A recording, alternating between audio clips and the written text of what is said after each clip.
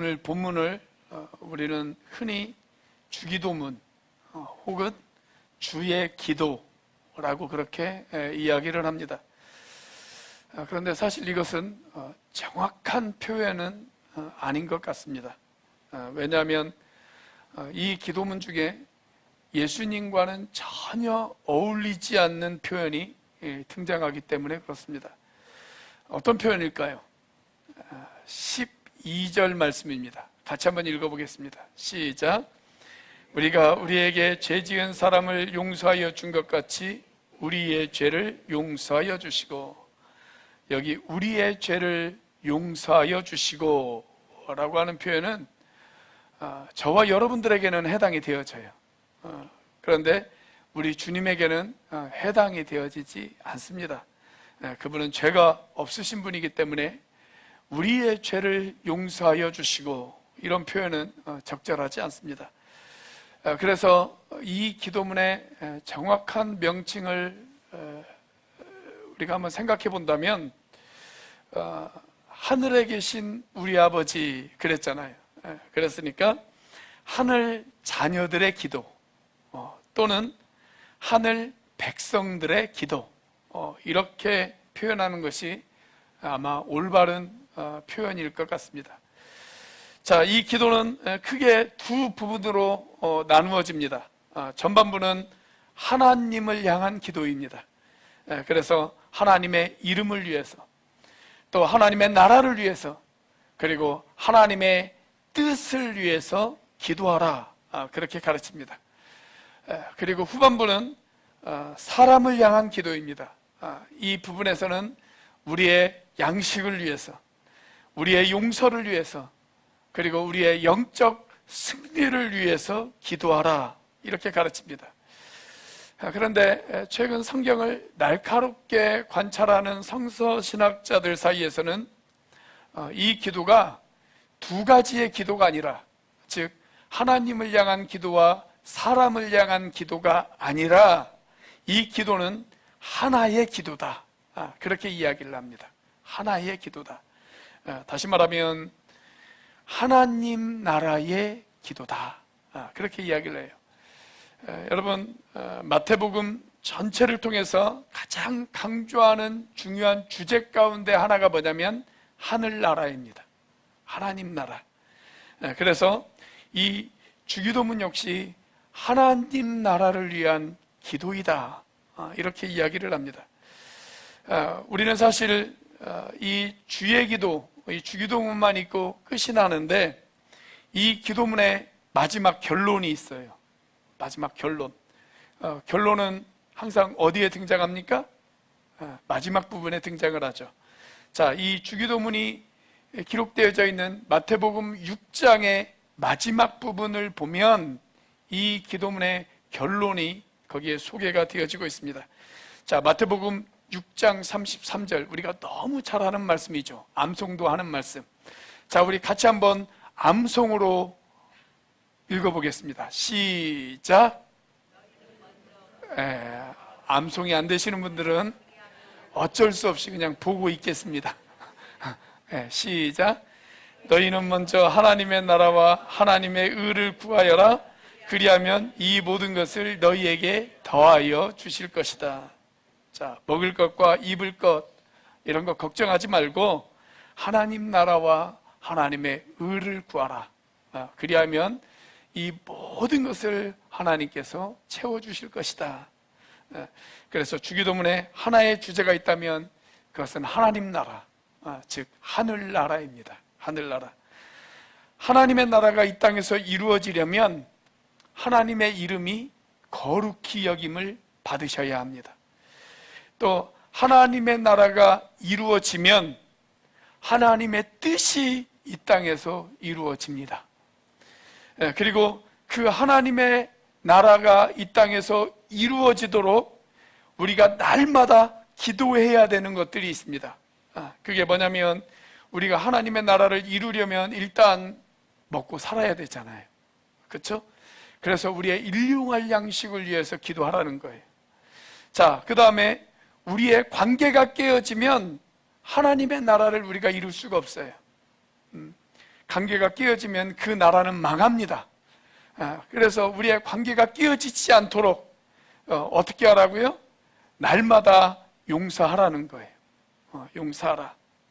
자, 또 우리가 영적 전투에서 승리하지 못하면 결코 하나님의 나라를 이 땅에 이룰 수가 없습니다. 그래서 악에서 구해달라고 기도하라는 것입니다. 자, 그렇다면 하늘나라가 이 땅에 이루어지기 위해서 저와 여러분은 과연 어떻게 살아야 할까요? 첫 번째로 일용할 양식으로 만족할 줄 알아야 합니다. 자, 오늘 본문의 11절입니다. 같이 한번 읽어보겠습니다. 시작. 오늘 우리에게 필요한 양식을 내려주시고. 자, 여기에 필요한 양식 그렇게 되어져 있죠. 필요한 양식.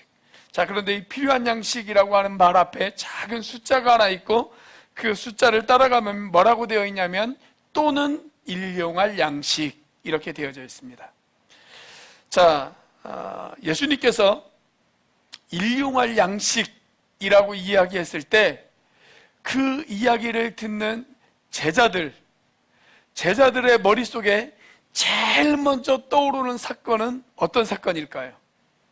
무슨 사건이 제일 먼저 떠올랐을까요? 일용할 양식이라고 하는 이야기를 들었을 때 그들의 머리 가운데 가장 먼저 떠오르는 사건, 무슨 사건일까요? 그렇죠. 이스라엘 백성들이 광야에서 하나님의 만나를 경험했던 사건, 그 사건이 가장 먼저 떠오르지 않겠습니까? 자, 출애굽기 16장 4절 말씀입니다. 같이 한번 읽어보겠습니다. 시작. 주님께서 모세에게 말씀하셨다. 너희가 먹을 것을 하늘에서 비처럼 내려줄 터이니 백성이 날마다 나가서 그날 먹을 만큼 거두어 드리게 하여라. 이렇게 하여 그들이 나의 지시를 따르는지 따르지 않는지 시험하여 보겠다. 여기 그날 먹을 만큼 거두어 드리게 하라. 이 부분을 개역개정으로 읽으면 일용할 것을 날마다 거두어 드리게 해라. 그렇게 되어져 있습니다. 일용할 것, 일용할 양식이라고 되어져 있어요.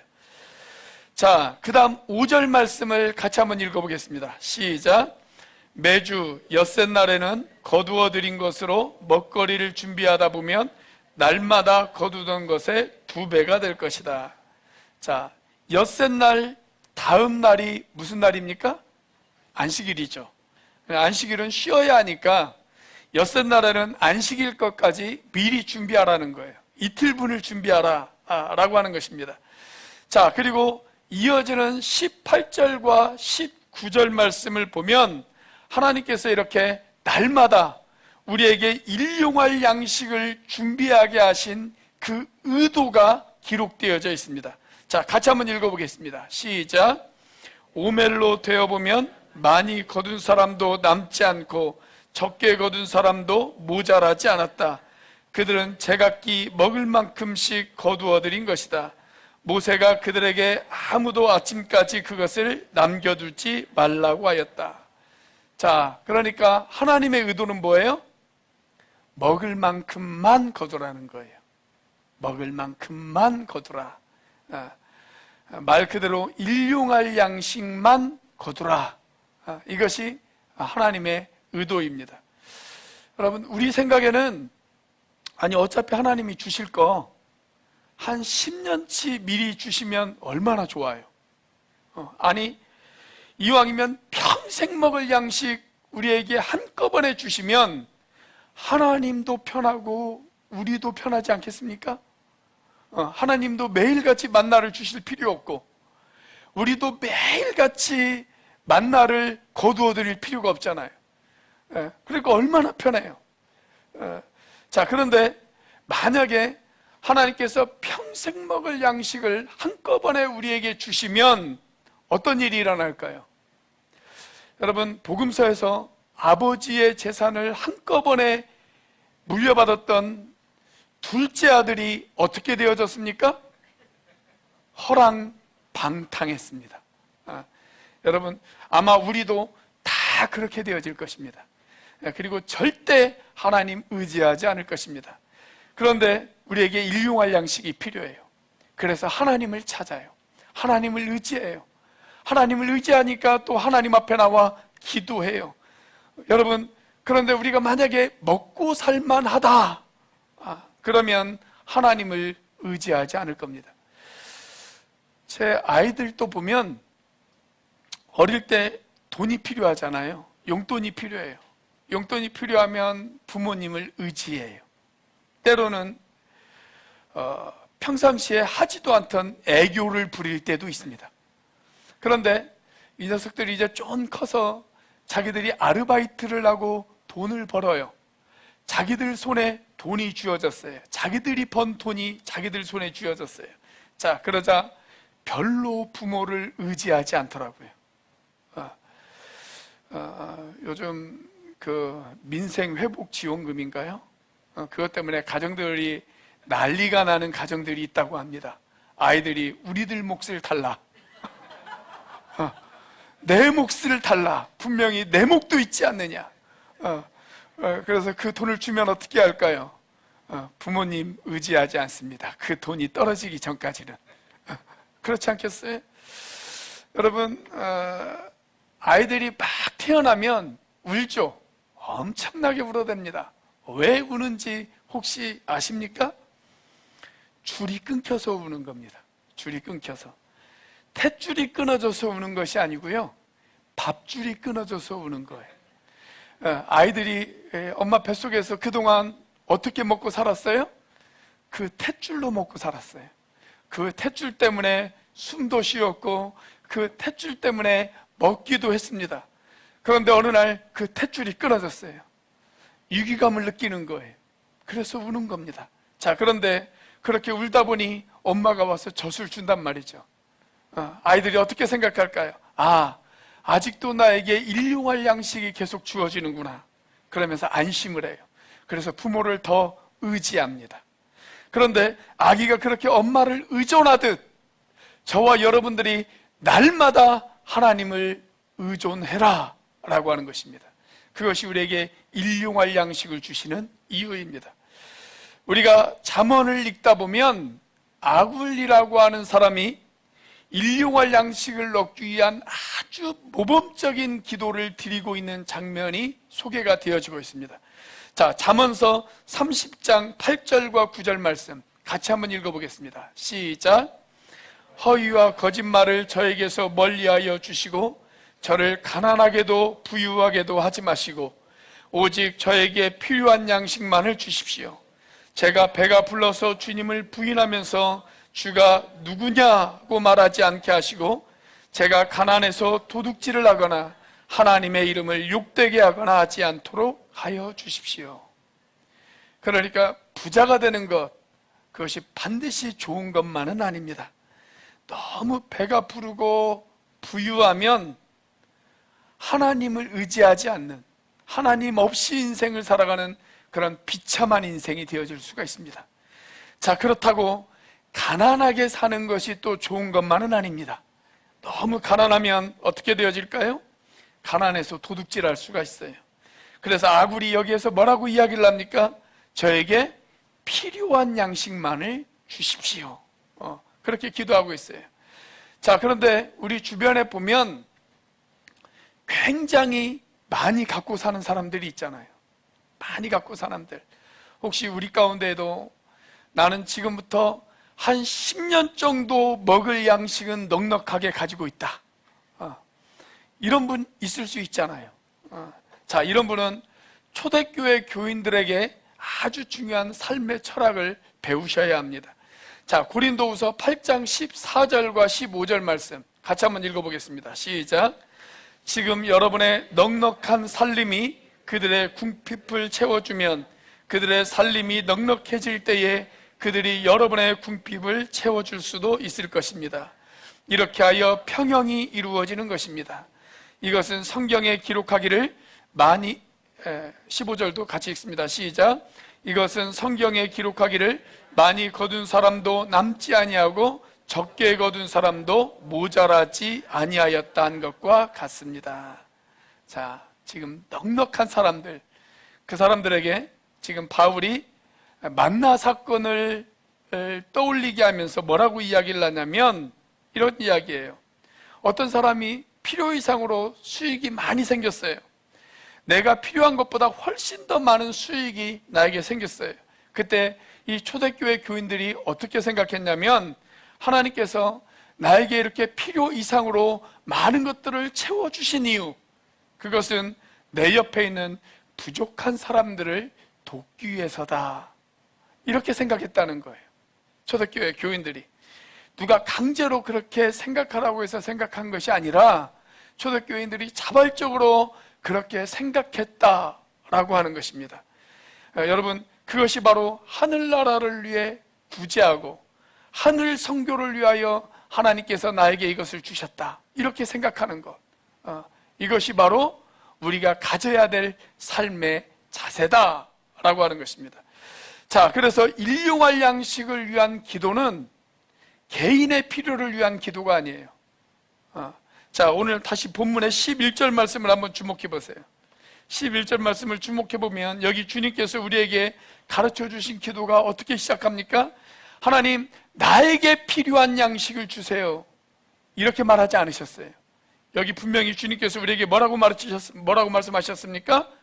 우리에게 필요한 양식을 주세요, 이렇게 이야기합니다. 우리에게 필요한 양식을 주세요. 그러니까 이 기도는 공동체를 위한 기도입니다. 공동체를 위한 기도. 우리는 하나님의 나라와 하나님의 의를 위해 살게 해주세요. 하나님, 내가 그 무엇보다 먼저 하나님의 나라와 하나님의 의를 위해 살게 해주세요 라고 이렇게 기도합니다. 그런데 그 기도가 구체적으로 무엇인지도 모르면서 그렇게 기도할 때가 참 많아요. 근데 우리 주변에 우리 목장 식구들 가운데 힘들고 어렵게 사는 사람들이 있을 수 있잖아요. 또 우리 주변에 보면 정말 복음이 필요한, 그래서 우리의 물질이 들어가야 되는 그러한 곳이 있을 수도 있잖아요. 그때 하나님께서 나에게 필요 이상으로 나에게 많이 주셨다라고 한다면 이것은 하나님께서 나누기 위해서, 섬기기 위해서, 꼭 복음이 필요한 곳에 이 물질이 쓰기 위해서 하나님이 나에게 이렇게 넉넉하게 주셨구나. 자, 이렇게 생각하는 것이 하나님의 나라와 하나님의 의를 위해서 살아가는 것이다, 이 말입니다. 이 말이에요. 자, 우리가 그렇게 함께 나누고 함께 섬길 때 하늘나라가 이 땅 가운데 임하지 않겠습니까? 또 우리가 그렇게 살면 하나님이 저와 여러분들을 바라보시면서 얼마나 이쁘게 바라보실 거예요. 그렇죠? 여러분에게 자녀들이 있는데 자녀들 가운데 동생이 좀 힘들고 어려워요. 근데 그때 형이 와가지고 이 동생에게 따뜻한 밥 한 끼 사주면서 요즘 많이 힘들지, 그렇게 위로하고 동생을 도와준다면 그 모습을 바라보는 부모의 마음이 얼마나 흐뭇하겠습니까? 그러지 않겠어요? 여러분, 우리가 그렇게 살면 하나님이 얼마나 흐뭇해 하시겠어요? 그리고 하나님이 이 모든 것을 그때 우리에게 더하시겠다, 그렇게 약속하십니다.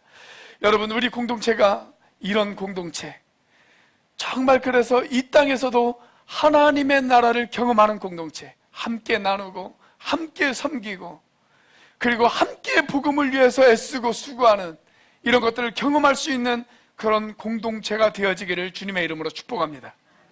자, 하늘나라를 이 땅에 이루기 위해서 우리가 어떻게 살아야 할까요? 두 번째로, 날마다 용서를 실천해야 합니다. 여러분, 우리가 생존을 위해서는 날마다 양식이 필요하죠.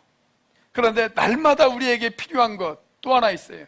하늘나라를 위해서, 하늘나라를 이 땅에 이루기 위해서 날마다 우리가 해야 될 것, 그것이 뭐냐면 용서입니다. 용서. 왜 그럴까요?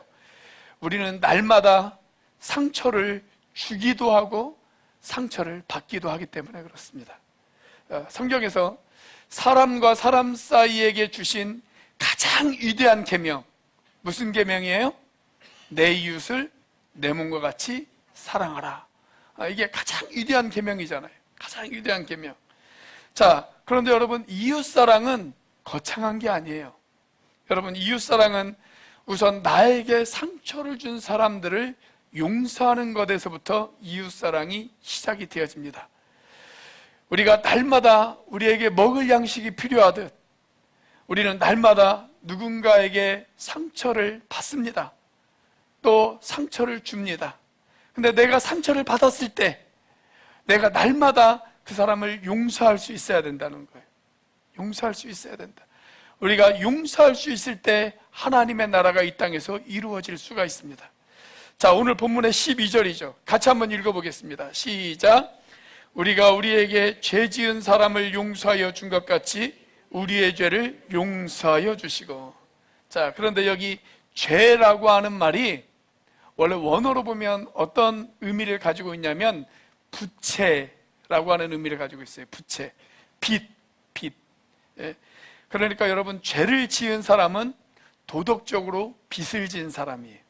하나님 앞에 빚진 사람입니다. 빚진 사람. 여러분, 혹시 빚지고 살아보셨어요? 저도 은행에 빚이 좀 있는데, 여러분, 빚이 있으면은요 정말 생활이 자유롭지를 못해요. 그렇죠? 모든 것이 거기에 매이게 되어집니다. 진정한 자유가 없어요. 뭘 계획해도 내 마음대로 할 수가 없어요. 그 빚에 항상 매인단 말이죠. 그리고 그 빚을 다 갚을 때까지는 진정한 기쁨이 없어요. 기쁨이 없어요. 그런데 우리는 어느 순간 내가 그 빚을 다 갚았다. 여러분, 그때 얼마나 기쁘겠어요. 가정교회 안에서는 꽤 유명하신 분이신데, 순천 강남중앙교회 허영실이라고 하는 목자님이 계십니다. 유명하신 분이죠. 잘 아시죠? 가정교회 안에서는 그 동영상을 매번 보는데, 저도 그 동영상을 한 10번 넘게 봤거든요. 동영상에 매번 나오시는 분. 아마 우리 교인들 가운데는 지난번에 평신도 세미나, 꿈꾸는 교회 평신도 세미나 가셨을 때 실물을 영접하신 분들도 이 중에는 계시는 걸로 알고 있습니다. 이분이 이제 초원지기까지 겸하고 계시는데, 제가 이분 집에 가서 제가 초원 모임을 한번 참관한 적이 있습니다. 그런데 이분이 그 집에서 초원 모임을 참관하고 있을 때 이런 간증을 하시더라고요. 이분이 과거에 보증을 잘못 쓰셔가지고 몇십억 대의 빚을 진 적이 있습니다. 몇십억 대의 빚을 졌어요. 부동산을 하시는데 아마 형님의 보증을 잘못 써가지고 몇십억 대의 빚을 졌어요. 그래서 자기 명의로 된 신용카드 한 장 없이 그렇게 살았답니다. 그러다가 하나님이 은혜를 주셔서 몇 년 동안, 몇십 년 동안 좀 고생하다가지고 그 빚을 다 갚았어요. 그 빚을 다 갚은 날 신용카드를 발급받았습니다. 그리고 그 신용카드를 발급받고 와서 제일 먼저 목사님에게 찾아가서 목사님에게 식사 대접을 하면서 카드를 긁을 수 있는 기쁨이 얼마나 큰 기쁨인지에 대한 간증을 하시더라고요. 그 간증을 하세요. 그런데 여러분, 우리는 다 하나님 앞에 빚진 자예요. 다 빚진 자. 그 빚은 도저히 갚을 수 없는 빚입니다. 갚을 수 없는 빚. 그런데 십자가에서 아주 놀라운 사건이 하나 일어났습니다. 예수님께서 십자가에서 선언하신 말씀이 무엇이냐면 다 이루었다, 그렇게 이야기하셨어요. 자, 그 말은 내가 빚 다 갚았어, 이 말입니다. 내가 빚 다 갚았어. 내가 너희들의 빚 다 갚았어. 이제 너희는 자유야. 이제 너희는 용서받았어. 이제 너희가 용서받았다면 너희도 다른 사람들을 용서하면서 살아야 돼. 이 이야기예요. 이 이야기. 그래서 메시지 성경으로 오늘 본문 말씀을 보면 아주 단순하게 이렇게 번역을 해 놓았어요. 아버지께 용서받은 우리가 다른 사람들을 용서하게 하소서. 저는 그렇게 용서의 삶을 산 대표적인 성경 인물 가운데 한 사람을 꼽으라고 한다면 그 사람이 바로 요셉이라고 생각합니다. 요셉이 어려서 꿈 얘기 한번 잘못했다가 형들에게 미움을 받잖아요. 그래서 형들이 이 요셉을 죽이려고 구덩이 속에 밀어 넣습니다. 그런데 구사일생으로 살아나잖아요. 그리고 훗날 이 요셉이 이집트의 국무총리가 되어졌을 때 형들이 양식을 구하기 위해서 이집트까지 옵니다. 자, 딱 보니까 자기를 죽이려고 시도했던 형들이에요. 복수하기 얼마나 좋은 기회입니까? 그렇죠? 자, 그런데 그렇게 두려움에 떨고 있는 형들에게 했던 요셉의 말 기억하세요?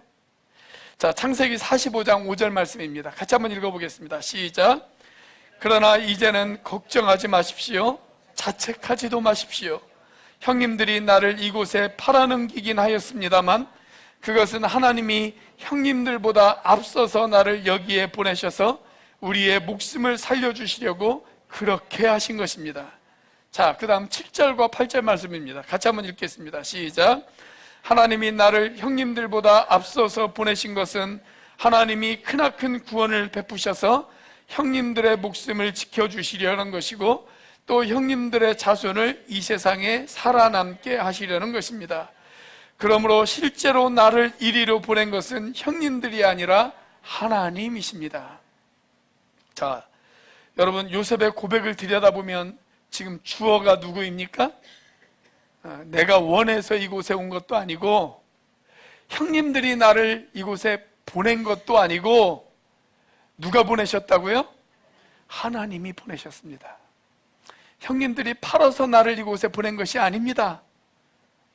하나님이 나를, 형님들과 우리의 가족들을 구원하라고 하나님이 나를 이곳에 보내신 것입니다. 하나님이 나를 보내셨기 때문에 내가 형님들을 용서할 수 있습니다. 형님들이 팔았다면 내가 결코 용서 못하죠. 근데 하나님이 나를 보내신 거거든요. 그러니까 용서할 수 있다는 거예요. 용서할 수 있다. 바울도 이 비슷한 고백을 우리에게 가르치고 있습니다. 우리가 잘 알고 있는 로마서 8장 28절 말씀 같이 한번 읽어보겠습니다. 시작. 하나님을 사랑하는 사람들 곧 하나님의 뜻대로 부르심을 받은 사람들에게는 모든 일이 서로 협력해서 선을 이룬다는 것을 우리는 압니다. 나를 아프게 한 사람, 나를 힘들게 한 사람, 나를 손해보게 만든 사람, 하나님이 그 모든 것까지도 협력해서 선을 이루시는 분이시다. 내가 그것을 믿는다면 하나님께서 그 모든 것을 협력해서 선을 이루게 하실 것을 믿는다면 나를 아프게 한 사람 용서할 수 있어요. 나를 손해보게 만든 사람 용서할 수 있습니다. 그래서 날마다 용서를 그렇게 실천하면 내가 자유로워져요.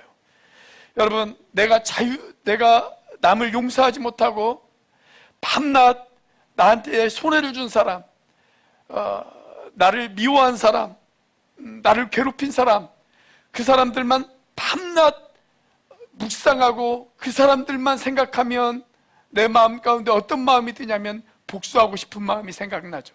복수하고 싶은 마음. 그러면요, 여러분, 우리가 자유롭지를 못해요.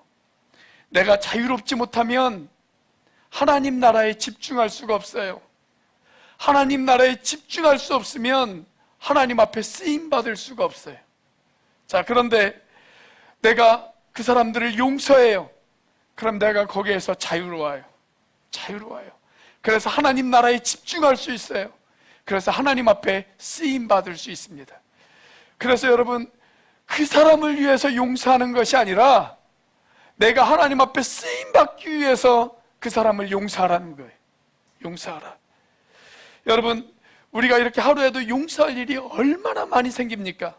운전하다가 용서할 일이 생겨요, 안 생겨요? 생기죠. 내가 얌전히 운전해서 가고 있는데 갑자기 칼치기 해가지고 확 들어오는 사람 있잖아요. 자, 내가 전혀 예상하지 못하고 있는데 갑자기 그렇게 훅 들어오는 사람. 자, 그렇게 훅 들어올 때 여러분들은 욕이 먼저 나오십니까? 그 사람을 위한 기도가 먼저 나오십니까? 뭐가 먼저 나와요? 나는 그럴 때 욕보다는 주님, 저 사람을 용서해 주세요, 축복해 주세요, 그렇게 기도가 먼저 나온다. 그런 사람 한번 손 들어보세요. 그런 분 계시면 다음 주에 저희 교회 공식적인 성자로 그분을 추대하도록 하겠습니다. 근데 여러분, 욕부터 먼저 나오잖아요. 저도 그래요. 저도 그래요. 자, 그리고 나서 그 다음에 어떤 마음이 듭니까? 저걸 가만히 두어? 저걸 가서 그냥 복수해? 나도 확 끼어들어? 그런 생각 들잖아요. 그럴 때 여러분, 주기도문 해보셨어요? 주기도문? 주기도문 그럴 때 하는 거예요. 그럴 때. 목장 모임 마치고, 자매님, 오늘 모임 마쳤는데 자매님이 대표로 기도해 주세요. 목자님, 저 기도 못해요. 그러면 오늘 주기도문으로 모임을 마치겠습니다. 이거 하라고 주님께서 이 기도를 우리에게 가르쳐 주신 것이 아니라, 이 정신을 배우라고 주님이 우리에게 이 기도를 가르쳐 주신 거예요. 자, 그 나라를 오게 하여 주시며, 여러분, 하나님의 나라가 온다는 것은 하나님의 다스림이 시작된다는 거예요. 다스림이 시작된다. 내 삶에, 내 생각에 하나님의 다스림이 시작돼요. 하나님, 저를 다스려 주세요. 하나님, 제 혈기를 다스려 주세요. 그래서 아버지가 저를 용서해 주신 것처럼 하나님, 저도 저 인간 용서하게 해주세요. 그게 주님이 우리에게 가르쳐 주신 기도예요. 자, 실습을 한번 해보도록 하겠습니다. 우리 앞뒤 좌우에 있는 분들 바라보시면서 같이 한번 이렇게 한번 고백해 볼 거예요. 아버지가 저를 용서하신 것처럼 저도 이 인간을 용서하게 해주세요. 같이 한번 고백해 보겠습니다. 시작. 아버지가 저를 용서해 주신 것처럼 저도 이 인간을 용서하게 해주세요. 우리가 매일 주님이 가르쳐 주신 이 기도 앞에 우리가 정말 충실하면, 우리가 정말 매일같이 이 기도를 묵상하면서 이 기도가 내 삶 가운데 이루어지기를 간절히 기도하고 원하고 이 기도대로 우리가 살려고 노력한다면, 여러분, 우리 교회 안에 놀라운 일이 벌어질 것입니다. 서로 얼굴 붉힐 일이 없을 거예요. 서로 싸울 일이 없을 거예요. 누가 나한테 시비 걸고, 누가 나를 괴롭히고, 누가 나에게 좀 시험거리를 가져다 준다 하더라도 그냥 그럴 수 있지, 무슨 일이 있겠지, 따라서 한번 해보겠습니다. 그럴 만한 사정이 있겠지. 네, 이러면서 다 용서하고 넘어갈 거예요. 여러분, 그러면 우리 교회가 하나님 나라가 임하지 않겠습니까? 이 공동체 안에 정말 하나님의 뜻이 있는, 하나님의 다스리심이 있는 그 하나님의 나라가 실현되어지지 않겠어요? 저와 여러분이 그런 공동체를 만들어갈 수 있는 그런 우리들이 되어지시기를 주의 이름으로 축복합니다.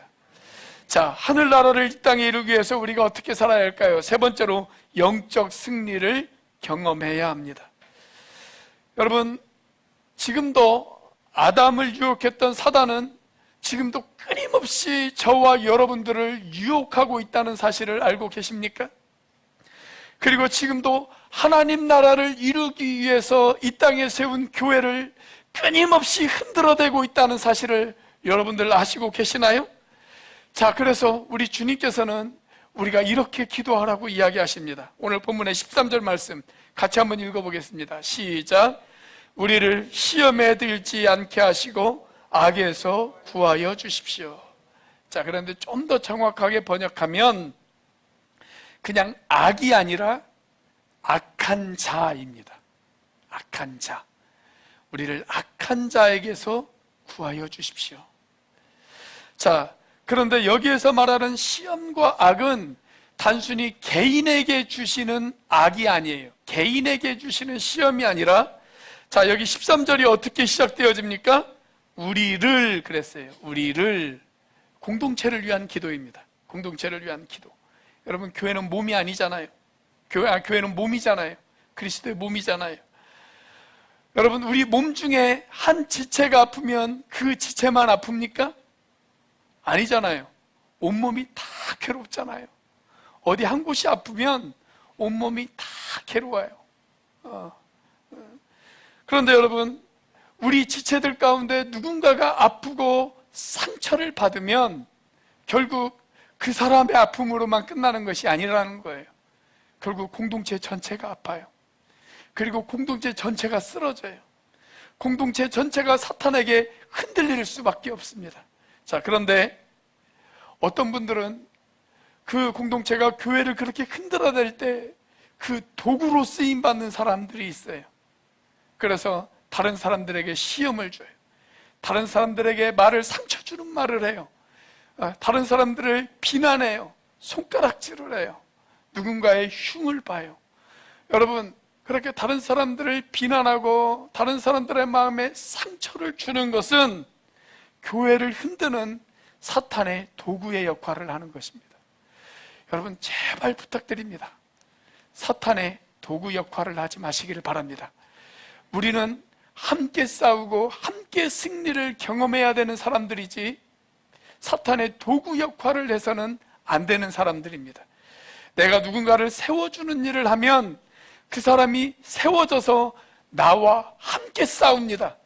그래서 우리의 가정 가운데 하나님의 나라가 임하는 일에 그가 도울 것입니다. 우리의 일터 가운데 하나님의 나라가 임하는 일에 그가 함께 싸워줄 것입니다. 우리의 공동체가 하나님의 나라가 임하는 그 일에 그가 함께 싸워줄 것입니다. 그렇게 하나님의 통치가 이루어지는 그 일에 우리가 함께 싸우도록 함께 부름을 받은 사람들이다 라고 하는 사실을 꼭 명심하시기를 바랍니다. 독일 통일의 역사를 만들었던 라이프치히의 성 니콜라스 교회 이야기를 혹시 여러분들 알고 계십니까? 과거 독일이 동독과 서독으로 나누어져 있을 때 공산국가에 속해 있었던 이 교회에서는 매주 월요일마다 민주정부를 세우기 위한 기도회가 열리고 있었습니다. 처음에는 6명으로 시작했어요. 그런데 사람들이 계속 늘어나기 시작했어요. 그리고 나중에는 몇만 명까지 되어졌습니다. 몇만 명이 모여서 같이 기도도 하고, 또 기도가 끝나고 나면 촛불을 들고 거리로 나가서 같이 행진을 하고 그렇게 했습니다. 자, 그런데 이게 끝이 아니고 이 숫자가 더 많이 늘어날 것이다. 한 5만 명까지 모였을 때 7만 명까지 늘어나게 되어질 것이다 라고 하는 그런 첩보를 동독 경찰 지휘부가 입수를 했습니다. 자, 그래서 이 지휘부가 어떤 판단을 내렸느냐면, 자, 이 사람들이 시위를 할 때, 거리를 행렬을 할 때 무력으로 진압을 해도 좋다라고 하는 그런 명령을 내렸습니다. 자, 그날도 사람들이 교회에서 모여서 기도를 한 다음에 촛불을 들고 거리로 나왔습니다. 이미 거리에는 수없이 많은 사람들이 모여 있었습니다. 그들과 합류해서 거리를 행진하려고 하는 순간 경찰 하나가 총을 뽑아 들었습니다. 자, 그때 맨 앞에 있던 누군가가 갑자기 엎드렸어요.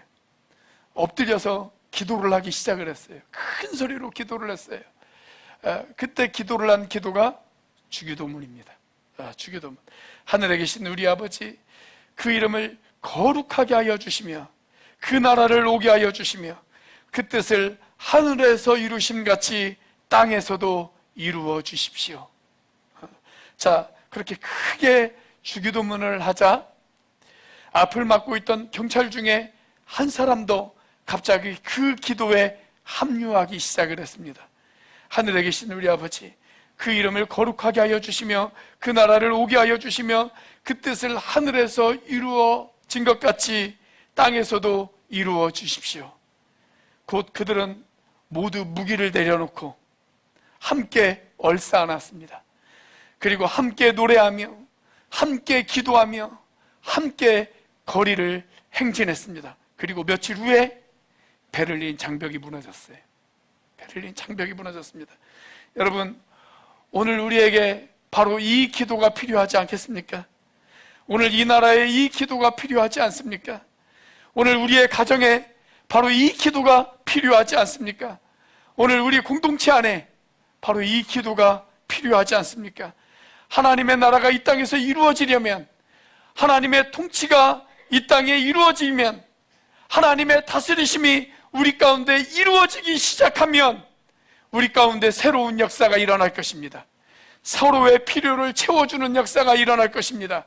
서로의 실수와 잘못을 용서해주는 그런 역사가 일어날 것입니다.